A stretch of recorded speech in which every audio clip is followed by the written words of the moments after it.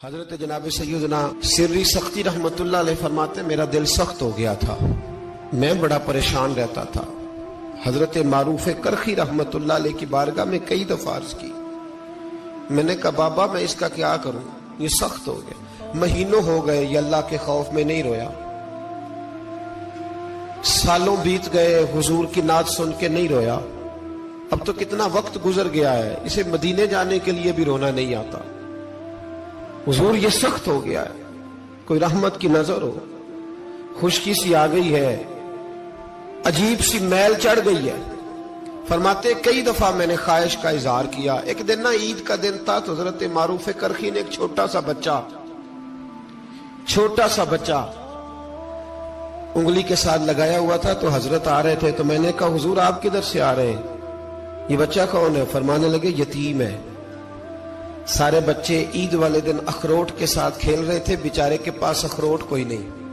تو حضور آپ کیا کریں گے؟ تو حضرت معروف کرخی کہنے لگے پیسے تو میرے پاس بھی کوئی نہیں اخروٹ خرید کے دینے کے، میں یہاں سے کھجوروں کی گٹھلیاں چنوں گا، وہ گٹھلیاں بازار میں بک جاتی ہیں، میں یہ گلیوں سے گٹھلیاں چنوں گا اور چن کے میں کہیں بیچوں گا، اور جب میں انہیں بیچوں گا تو پھر یتیم کے لیے 2-4 اخروٹ خریدنے کے قابل ہوں گا، پھر میں اسے اخروٹ خرید کے دوں گا۔ پتہ نہیں کہاں کی بات سنا رہا ہوں میں آپ کو، اور پتہ نہیں کہاں کا ذکر کر رہے ہیں بابا جی۔ بچہ یتیم ہے، بچے اخروٹ سے کھیل رہے تھے، اس کے پاس اخروٹ کوئی نہیں۔ بابا آج کا پیر تو معرفت کی بات کرتا ہے، تو یتیم کے لیے گٹھلیاں چننے چلا ہے۔ آج کا پیر تو کہتا ہے میں اے سی والے کمرے میں بیٹھ کے تمہیں بڑا عرش کے اعلیٰ کی بات بتاؤں گا، یتیم کے لیے گٹھلیاں چننا، مدرسے کے طلباء کی نوکری کرنا، یتیموں کا، غریبوں کا، ان مجبوروں کا خیال کرنا، یہ تو رواج ہی نہیں ہے آج کا۔ بابا تو کیا کہانی سنا رہا ہے؟ تو حضرت معروف کرخی کہنے لگے گٹھلیاں چنوں گا، پھر انہیں بیچوں گا، پھر جب کچھ پیسے ملیں گے نا تو میں اسے اخروٹ خرید کے دوں گا، اور فرمانے لگے جب یہ اخروٹ سے کھیل کر ہنسے گا نا تو اللہ میرے دل کو سکون عطا فرمائے گا۔ میں گٹھلیاں چننے جا رہا ہوں، میں مزدوری کرنے، تیری تلاش میں پھرا میں جنگل، پہاڑ اور دشت میں۔ تو حضرت سری سختی فرماتے ہیں میرے گھر میں پیسے تھے، میں نے کہا حضور اگر یہ نوکری مجھے مل جائے تو میں غلام جو ہوا، اگر مجھے دے دے یہ نوکری تو میں نہ کر لوں؟ فرمانے لگے تو کر لے۔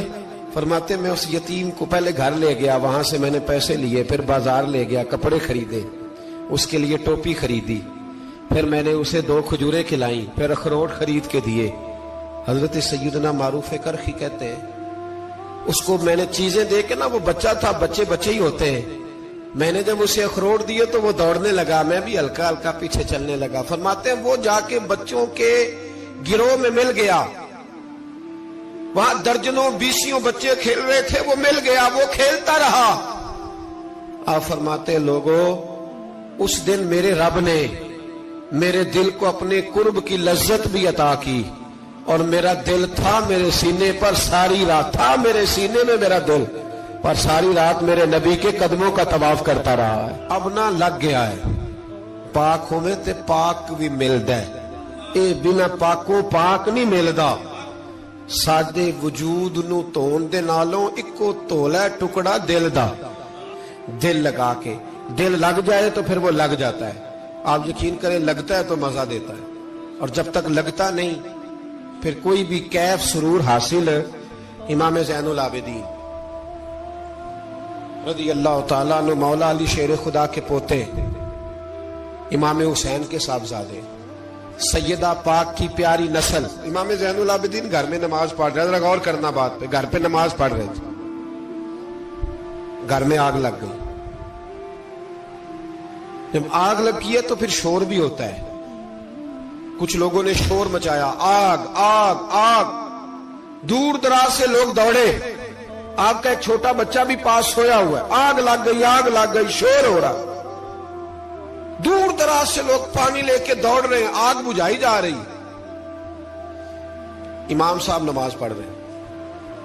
حکم ہے کہ ایسی ایمرجنسی دیکھو تو نماز توڑ دو، پر اس کے لیے جو دیکھے ہی نہ،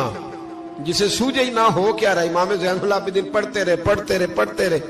نماز مکمل ہوئی تو آپ کی زوجہ کہنے لگی اللہ آپ پہ رحم کرے، گھر میں آگ لگ گئی تھی، سارا محلہ، سارا گاؤں، سارا شہر ٹوٹ پڑا، بچہ سویا ہوا تھا، آپ نے توجہ ہی نہیں کی۔ تو آپ فرمانے لگے ہلکی سی بن بناہٹ ہوئی تھی میرے کانوں میں، پر میں اللہ کی نماز پڑھ رہا تھا، پر میں اپنے رب کی، میں اس کی نماز پڑھ رہا تھا، تیرے عشق کی انتہا چاہتا، تیرے عشق کی انتہا چاہتا، تیرے عشق کی انتہا چاہتا، میری سادگی دیکھ کیا چاہتا ہوں، ذرا سا تو دل ہے مگر شوخ اتنا،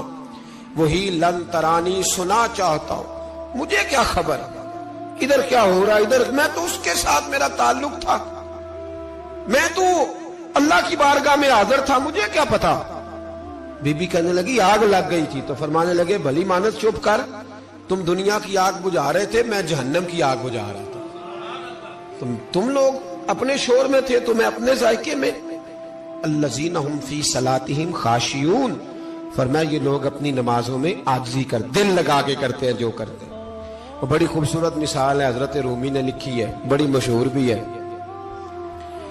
ایک نمازی نماز پڑھ رہا تھا، میری طرح کا نمازی، مجنوں اس کے آگے سے گزر گیا، لیلا کے گھر جا رہا،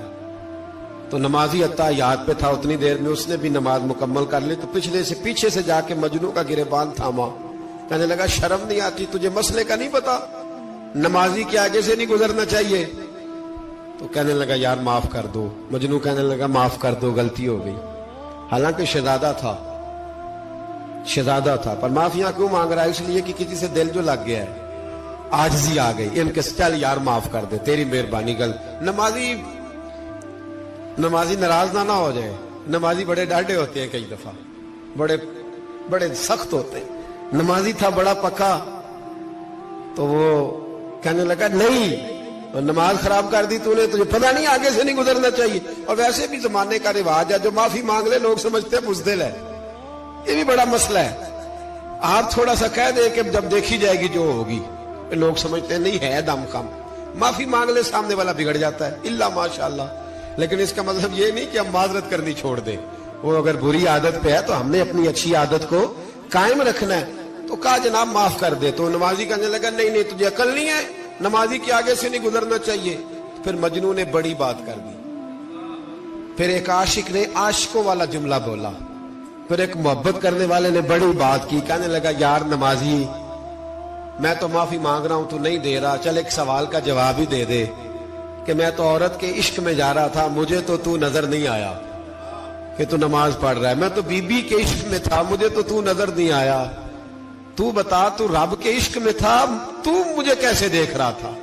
میں تجھے کیسے نظر آیا، حالانکہ تو اللہ کے عشق میں کھڑا تھا،